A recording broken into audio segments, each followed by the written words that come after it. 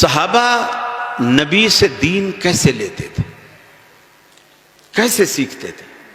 پڑھے لکھے بھی نہیں تھے، بکریاں چرانے والے، اونٹ چرانے والے، ان کی سمجھ میں یہ باتیں کیسے آ جاتی تھی؟ اور ان میں جب اختلاف ہوتا تھا، جھگڑا ہوتا تھا، اس اختلاف کو وہ کیسے مٹاتے تھے، کیسے ختم کرتے تھے؟ نبی کریم صلی اللہ علیہ وسلم کے دنیا سے جانے کے بعد سب سے پہلا اختلاف مدینے کے اندر یہ پیدا ہوا کہ نبی فوت ہوا بھی ہے کہ نہیں۔ پہلا اختلاف، نبی فوت ہوا بھی ہے کہ نہیں۔ صحابہ مسجد نبی میں جمع ہیں، سیدنا فاروق اعظم جیسا مدبر، مفکر، جری تلوار لے کے کھڑا ہو گیا۔ اگر کسی نے کہا حضور فوت ہو گئے ہیں تو میں گردن مار دوں، میں قتل کر دوں۔ صحابہ چپ بیٹھے، حالانکہ صحابہ کرام کو یہ معلوم ہے کہ عمر معمولی آدمی نہیں ہے، اللہ کے رسول نے اس کی بڑی فضیلتیں بیان کی۔ تھوڑی دیر میں ابو بکر صدیق آتے ہیں، پہلے بیٹی کے گھر سیدہ عائشہ کے گھر جاتے ہیں، آپ کا جسد اطہر چارپائی پہ ہے، چہرے پر ایک یمنی چادر ڈلی ہوئی ہے دھاری دار۔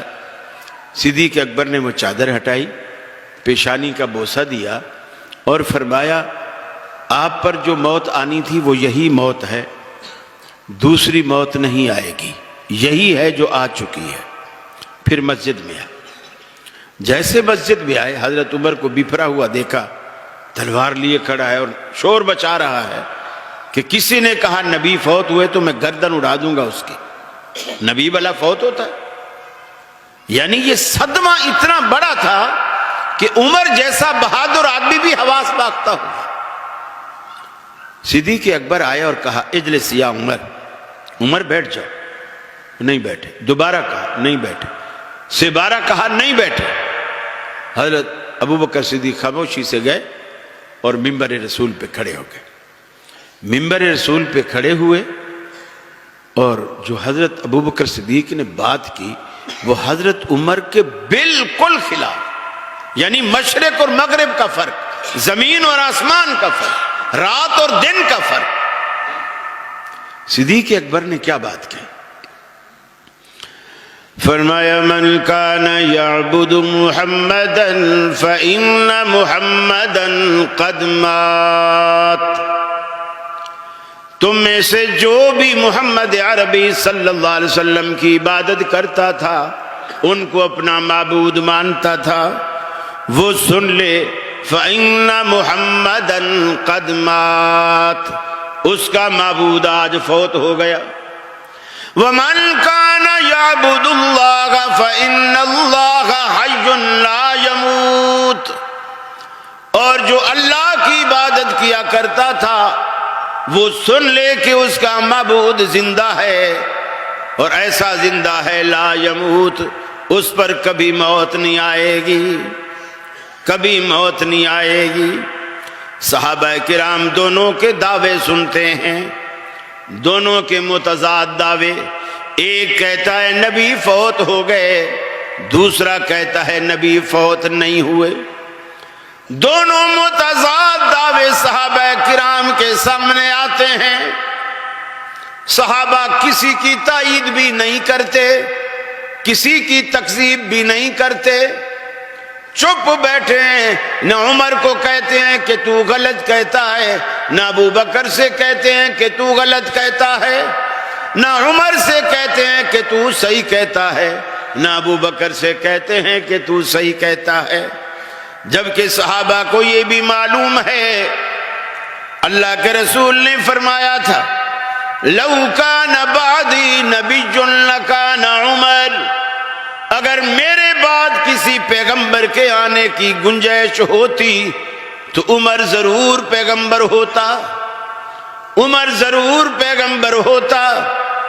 ازواج مطہرات کہتی ہیں عمر بھی کیا عجیب شخص ہے، عمر کیا عجیب شخص ہے، قرآن اترتا تو ہمارے گھروں میں ہے، لیکن اترتا اکثر عمر کی مرضی کے مطابق ہے۔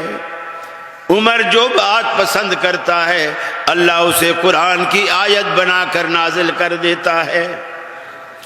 اللہ کے حبیب نے یہ بھی فرمایا تھا جو صحابہ کرام کو معلوم ہے، عمر اس قدر بہادر اور ایمان والا شخص ہے، اگر کسی راستے پر چل نکلے اور ابلیس کو پتہ چل جائے کہ عمر اس راستے پر آ رہا ہے، ابلیس ڈر کے مارے وہ راستہ ہی چھوڑ دیتا ہے۔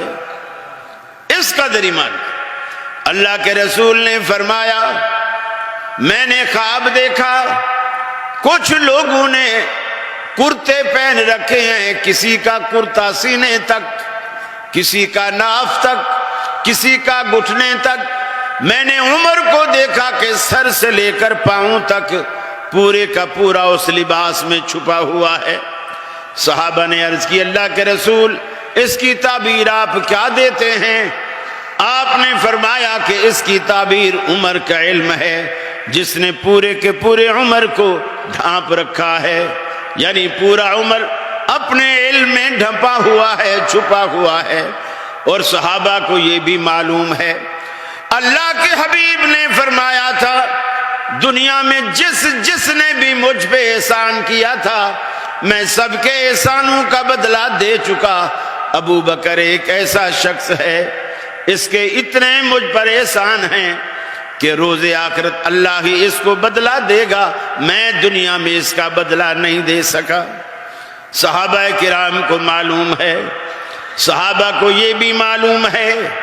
اللہ کے رسول نے بیماری والے دن جب صحابہ نے کہا کہ اللہ کے رسول پوری مسجد صحابہ سے بھری ہوئی ہے اور آپ کی امامت کی منتظر ہے، آپ نے جب اٹھنے کی سکت اپنے اندر محسوس نہ کی، آپ نے صحابہ سے کہا مرو ابا بکر فلیصلی بالناس، ابو بکر سے جا کے کہو کہ میرے مصلی پر کھڑا ہو جائے اور لوگوں کی امامت کرائے۔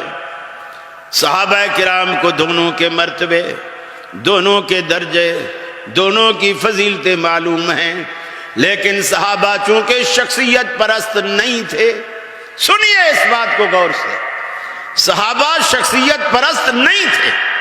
اگر صحابہ میں شخصیت پرستی ہوتی تو عمر کی شخصیت بھی کم نہیں تھی، ابو بکر کی شخصیت بھی کم نہیں تھی، اور دعوے دونوں ہیں۔ صحابہ چپ بیٹھے۔ اب میرا آپ سے سوال ہے، جب صحابہ کے دونوں بڑی برگزیدہ شخصیات کے دو بڑے دعوے سننے کے بعد صحابہ کیوں چپ ہیں؟ نہ عمر کو غلط کہتے ہیں نہ ابو بکر کو، نہ عمر کو صحیح کہتے ہیں نہ ابو بکر کو، چپ بیٹھے۔ کیوں چپ بیٹھے؟ کوٹلی والوں کیوں چپ بیٹھے بتائیے گا، سارا دین آپ کو سمجھ آ جائے گا، سارا دین۔ اگر اس سوال کا جواب آپ کو سمجھ آ گیا، سارا دین سمجھ آ جائے گا کہ صحابہ نبی سے دین لیتے کیسے، کیوں چپ بیٹھے تھے۔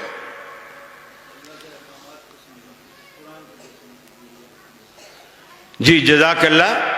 صحابہ اس لیے چپ بیٹھے تھے کہ ابھی تک دونوں شخصیات نے، دونوں بزرگوں نے دعوے تو کیے ہیں، دلیل کسی نے نہیں دی۔ حضرت عمر نے کہا نبی فوت نہیں ہوئے، کسی نے کہا میں گردن اڑاؤں گا، دعویٰ ہے، دلیل کوئی نہیں دی۔ ابو بکر نے کہا فوت ہو گئے، دعویٰ ہے، دلیل کسی نے نہیں دی۔ صحابہ سنی نہیں تھے جو سنی سنائی پہ رہتے ہو۔ بات کڑوی ضرور ہے، مگر آپ اگر کریلا سمجھ کے کھا جائیں گے نا، کریلا کڑوا ہوتا ہے لیکن مصفی خون ہوتا ہے، خون کو صاف کرتا ہے۔ نرے حلوے نہیں کھاؤ، کبھی کریلے بھی کھاؤ، کریلے بھی کھاؤ، صحت بنتی ہے، شوگر کا علاج ہوتا ہے، رنگ گورا ہوتا ہے، کیونکہ خون صاف کرتا ہے نا۔ لیکن کبھی کبھی، اب صحابہ کرام نے دعوے تو سنے، دلیل کسی نے نہیں دی۔ اب وہ مان ہی نہیں رہے. اچھا جھوٹا بھی نہیں کہہ رہے، کیونکہ جھوٹے کہنے کے لیے بھی دلیل چاہیے، سچا کہنے کے لیے بھی دلیل چاہیے. اب عمر نے کوئی دلیل نہیں دی، ابو بکر صدیق نے دلائل دینے شروع کیے، دلائل دینے شروع کیے. پہلی دلیل دی، فرمایا وما محمد الا رسول قد خلت من قبله الرسل افإن مات او قتل انقلبتم على اعقابكم. فرمایا محمد صلی اللہ علیہ وسلم بھی دیگر انبیاء کی طرح ایک رسول ہیں. آپ سے پہلے بھی دنیا میں پیغمبر آئے چل بسے. آج ہم میں آدم علیہ السلام موجود نہیں، عیسیٰ علیہ السلام موجود نہیں، دیگر انبیاء موجود نہیں. محمد عربی بھی ایک رسول ہے. قرآن کی آیت پیش کی، افإن مات، اللہ کے قرآن نے سوال کیا اگر آپ فوت ہو جائیں، او قتل یا قتل کر دیے جائیں، انقلبتم علی اعقابکم، کیا تم اپنی ایڑیوں کے بر اسلام سے منحرف ہو جاؤ گے، اسلام سے پلٹ جاؤ گے. دوسری دلیل دی کہ اللہ کا قرآن کہتا ہے انک میت وانہم میتون.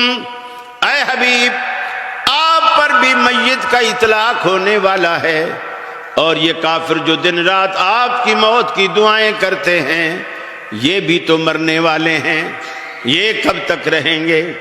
تیسری دلیل دی افإن مت فهم الخالدون.